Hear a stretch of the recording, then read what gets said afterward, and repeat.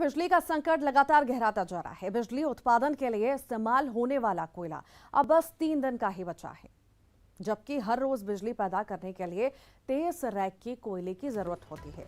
लेकिन अब सिर्फ 8 से 10 रैक कोयला ही रोज आ रहा है। हालांकि शासन ने 8 से 10 दिन के बीच हालात बेहतर होने का दावा किया है।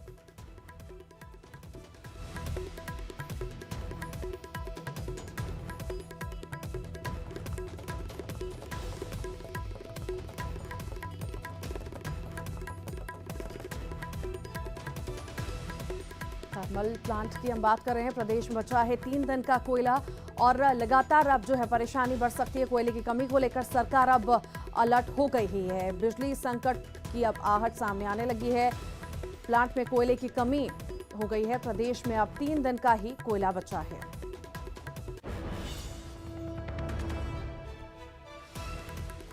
और मनोज हमारे साथ लाइव जुड़ गए हैं। मनोज, बिजली का संकट गहराने लगा है। अब आहट जो है अब सामने आ चुकी है बिजली संकट की।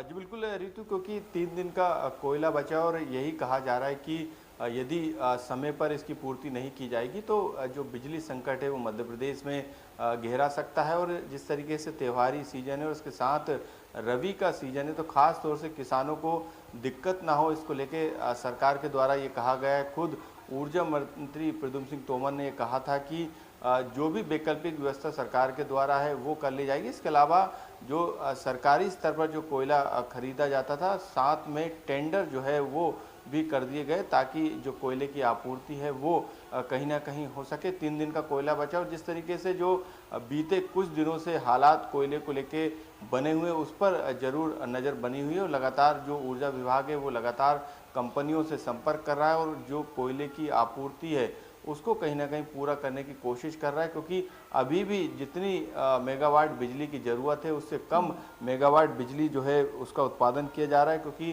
प्रदेश में 4 थर्मल प्लांट है और वहाँ पर करीब 2,23,000 जो टन कोयला है वो बचा हुआ है। हर रोज़ करीब 70,000 टन कोयले की ज़रूरत है।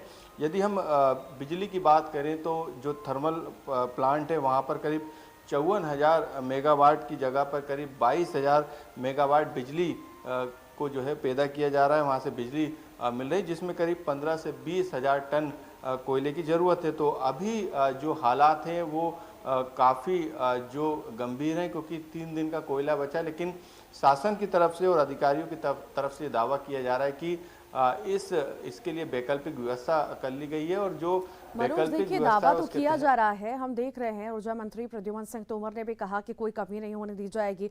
मुख्यमंत्री शिवराज सिंह चौहान ने भी कहा, पर इसके लिए तैयारी किस तरह से आखिर की जा रही है? क्योंकि आने वाले दिनों में हम देख रहे हैं कि अब त्योहार लगातार हैं, नवरात्रि चल रही है और भी तमाम चीजें हैं। अब 3 दिन का कोयला बचा है। आखिर किस तरह से इस चुनौती से आखिर सरकार कैसे निपटेगी? रितु, बिल्कुल आपने बिल्कुल सही कहा, क्योंकि 23 रैक जो है कोयले की हर रोज़ ज़रूरत पड़ती है मध्य प्रदेश को। लेकिन अभी 8 से 10, यानी ये समझ सकते हैं कि अभी जो मौजूदा स्थिति है उसमें कंट्रोल करने की कोशिश की जा रही है बिजली के लिहाज से। हालांकि कटौती कई ज़िलों में देखी भी जा रही है और कटौती के पीछे ये बड़ा कारण सामने निकल कर आ रहा है। लेकिन आगे स्थिति इससे ज़्यादा खराब ना हो, इसको लेके सरकार कोशिश कर रही है ताकि जो रबी के सीजन की फसल है, खासतौर से किसानों को जो सिंचाई के लिए बिजली की ज़रूरत पड़ती है, उसमें किसी तरीके की कटौती ना हो। ये सरकार का फैसला। बड़े बड़े उद्योग क्योंकि बिजली पर डिपेंड है, तो वहाँ पर किसी तरीके की दिक्कत ना हो, आर्थिक स्थिति मजबूत रहे मध्य प्रदेश की। इसके लिहाज से जो ऊर्जा विभाग के तमाम अधिकारी हैं उन्होंने नए टेंडर कर दिए हैं। बिजली जो कोयला कंपनी है उनसे बातचीत की जा रही है। सरकारी स्तर पर जो केंद्र सरकार से जो कोयला मिलता है वहाँ पर भी लगातार मॉनिटरिंग की जा रही है। और क्योंकि देश भर में कोयले का संकट है और चीन के बाद भारत सबसे बड़ा जो है कोयला